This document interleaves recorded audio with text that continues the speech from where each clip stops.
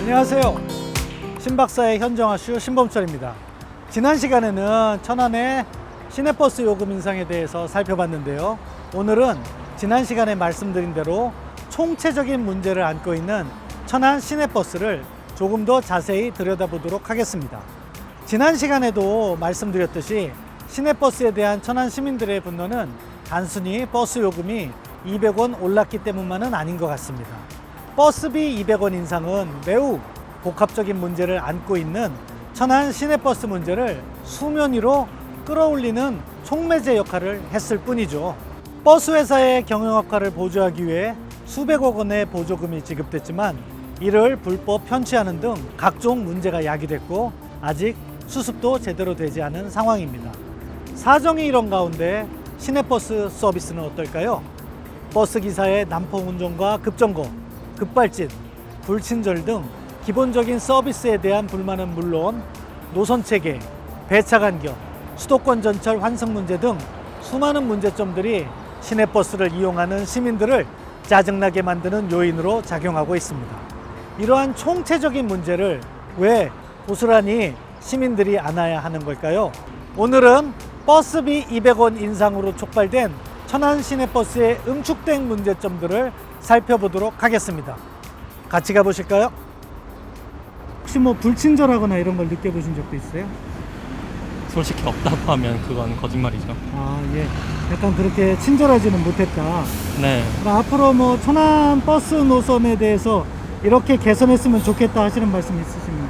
일단 요금이 오른 만큼 거에 대한 서비스에 대한 질이나 아니면 이제 사실 몇몇 버스들은 좀 노후화가 많이 되어 있어요.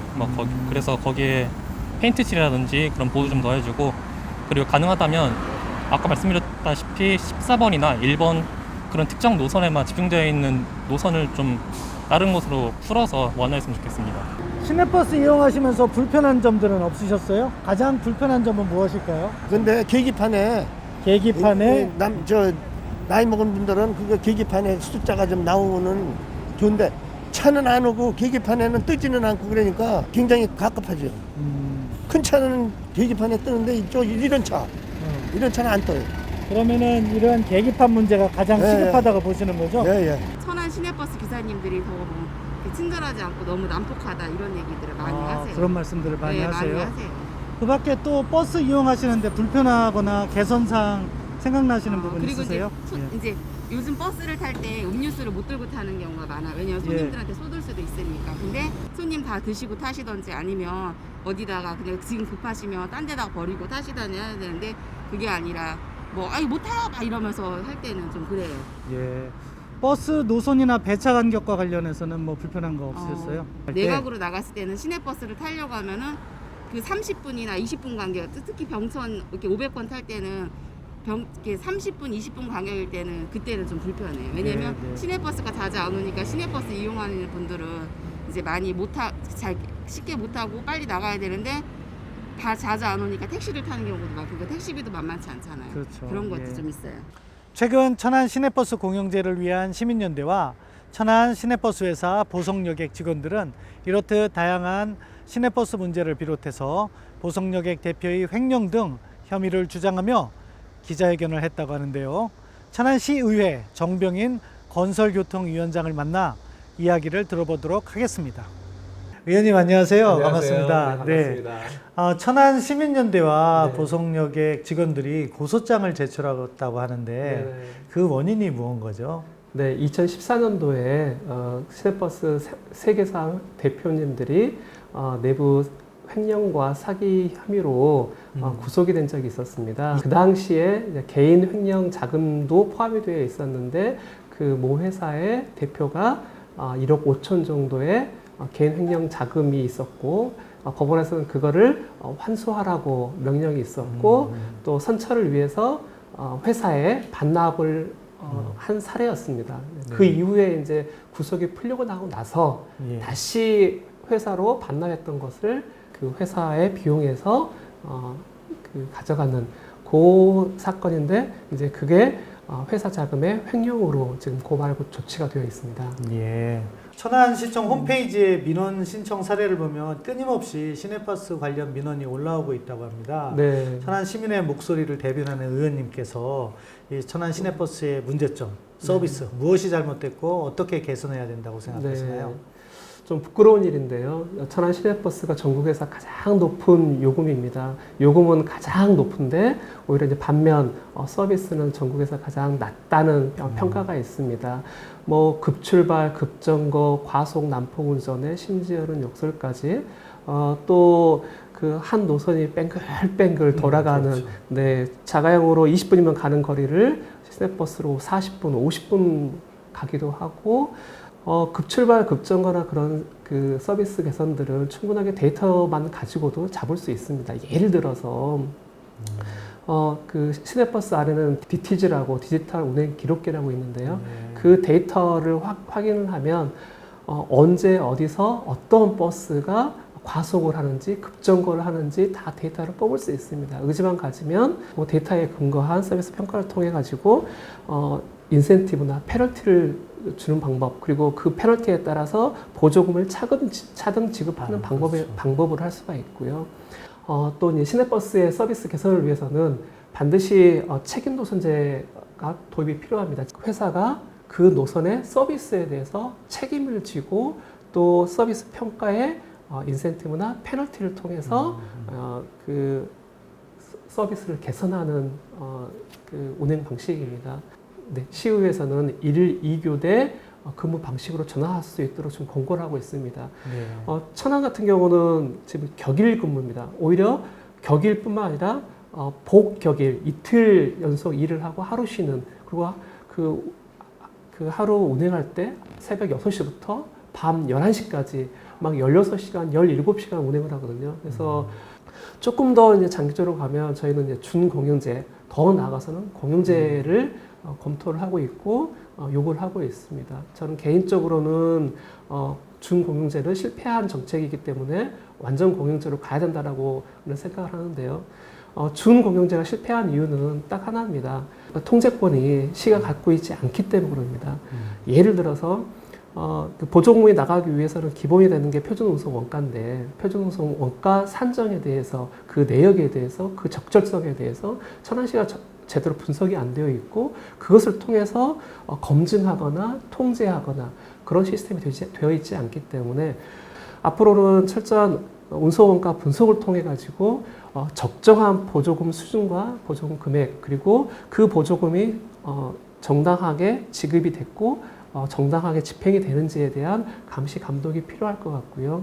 그래야만이 준공영제 가더라도 보조금이 새지 않는 통제가 가능할 것 같습니다. 저는 지금이라도 공영제가 가능하다고 보거든요. 왜 그러냐면 아까 말씀드렸던 것처럼 회사는 결코 적자가 아닙니다. 반드시 흑자입니다. 물론 이제 보조금이 포함되기 때문에 흑자이긴 하지만 천안시가 시설관리공단이나 또는 교통공단을 새로 설립해서 그곳에서 운영을 하면 충분하게 이익을 내지 않고도 그 기사들의 처우 개선이나 또는 증가하는 복지를 창출할 수 있다라고 저는 보고 있고요. 천안시에는 이미 한 44대 정도의 공영버스가 있습니다. 공영버스와 마을버스가 있는데 그렇다면 모든 전 노선의 전 버스를 공용화시킬 수는 없으면 이 버스만이라도 먼저 시설관리공단에서 직접 운영을 하면서 노선에 대한 경쟁, 서비스 경쟁도 하고 또 운행을 하면서 표준 운송 원가에 대한 직접 검증도 해서 그걸 기준으로 보조금 산정을 하자라는 게 저희들의 주장입니다. 말씀해 주신 여러 이유로 의원님께서는 일부 공영화, 늘어나고 있는 보조금의 엄격한 회계감사 등을 주장하고 계시는데요.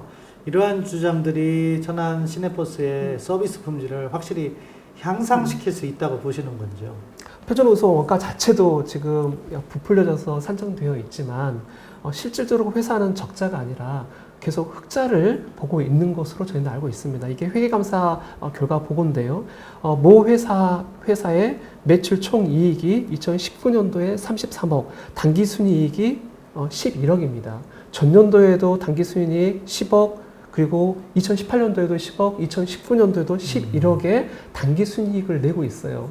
이 회사의 자본금은 96억으로 출발해서 매년 10억, 11억의 순수익을 내고 있는 거죠. 그렇다면 이미 이 회사가 너무 과도한 이익을 창출해 내가지 않느냐. 그렇다면 이익을 창출한 만큼 서비스가 개선되거나 또는 물리적인 환경이 개선되거나 해야 되는데 그러한 담보 없이 요금은 오르고 보조금은 늘어나는 그러한 역구조가 있기 때문에 시민들이 불만이 나오는 거고 비판이 나오는 겁니다.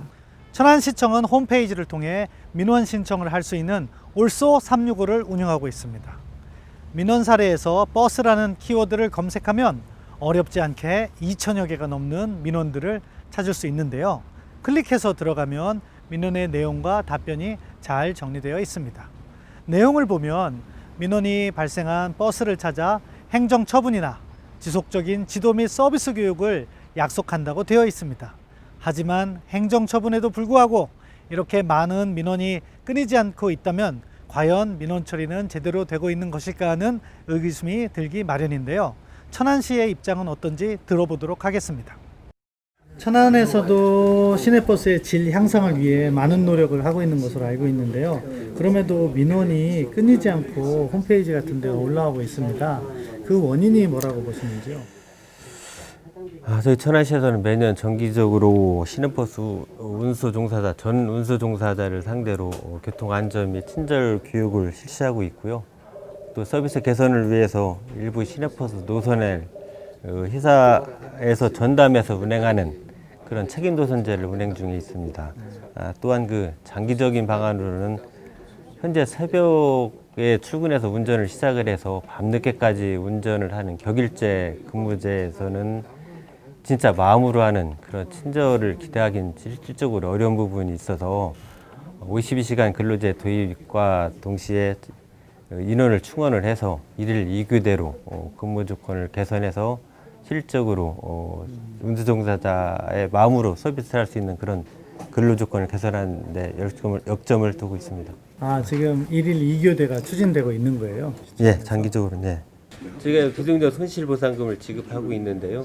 전체 157개 노선 중에서 수익이 나지 않는 140개 노선에 대해서 작년에 65억을 지급을 했습니다. 지급을 했는데 비승전 손실보상금이라는 것은 비승전 손실보상금의 일정액을 시에서 보전할 수 있다라고 규정이 되어 있어서 2018년도까지는 비수익 나는 부분에 일정 부분을 지원해 줬었고 2019년도부터는 저희가 비수익 나는 노선과 수익 나는 노선을 비교를 해서 적절하는 부분의 일부분을 예산 범주 내에서 지원해 주고 있습니다. 이렇게 균형감 있게 지금 조율을 하고 계신 거네요. 예, 맞습니다. 예. 민원이 발생하면 버스회사나 운수 종사자에게 과태료 등 행정 처분을 내리는 것으로 알고 있는데 실제 납부는 잘 이루어지고 있습니까? 예, 정류장 미정차라든가 계량이라든가 여객자동차 운수사업법에 위반돼서 운수사업자나 종사자들에게 과징금, 과태료를 부과를 하고 있는데요. 2019년도에 저희가 운수사업자와 종사자에게 부과한 과징금, 과태료는 289건으로 전액 납부가 된 것으로 확인하고 있습니다. 잘 준수되고 있는 거네요. 예, 잘 되고 있습니다. 예. 지속적인 서비스 개선에도 불구하고 유사하게 민원이 계속된다면은 다른 개선 방안을 찾아야 하는 건 아닐까요? 말씀드린 바와 같이 장기적으로는 1일 2교대를 도입을 해서 운수종사자의 근무 여건을 개선해 주는 게 상당히 중요하다고 생각합니다. 그리고 또한 정자 미정차라든가 계량의 부분에 대해서는 관련 법에 의해서 강력한 행정 처분과 또 회사 자체적인 그 징계동을 강화해서 서비스가 개선될 수 있도록 노력하겠습니다. 시민들이 제기하는 불만의 목소리 중에서 이 버스 완성 문제가 수차례 언급되고 있는데요. 지금 연구 용역을 맡고 계셨다고 했는데 이런 것들이 언제쯤 시민들께 확실한 답을 드릴 수가 있을까요? 시내버스 노선 개편과 수도권 전철 환승 문제는 연구 용역을 통해 추진할 예정이고요. 지금 당장 정확히 언제까지라고 말씀드릴 수 없지만 최대한 빠른 시일 내에 용역을 추진해서 시민들의 불편사항이 해소될 수 있도록 노력을 다하겠습니다. 대중교통을 편하고 효율적으로 혁신하겠다는 것은 박상동 천안시장님의 제일 중요하게 추진하는 공약사항 중에 하나입니다.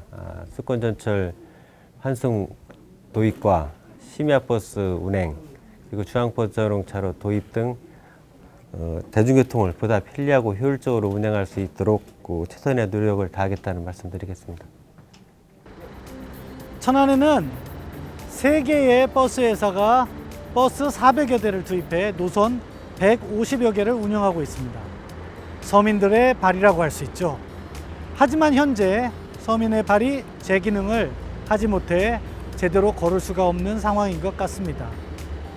불친절 등 기본적인 서비스부터 노선 체계, 배차 간격, 환승 문제 등 운전상의 문제까지 시민들을 불쾌하게 만드는 갖가지 요인들이 여전히 개선되지 않고 있기 때문이죠.